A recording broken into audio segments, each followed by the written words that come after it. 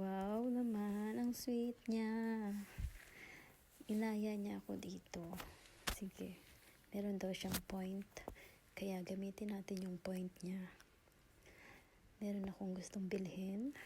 At hindi ko alam kung magkano yung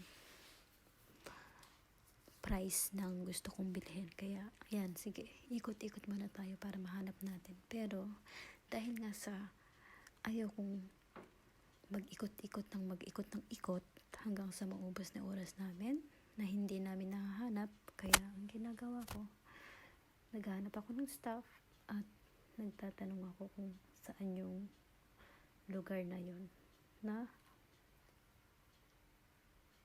ang hobby ko hindi gustong nagtatanong. Kahit na maubos oras niya, hahanapin niya talaga. Ba't kaya ganun ang mga hapon, no? Ayaw nilang nagtatanong. Yung iba lang naman, hindi naman lahat.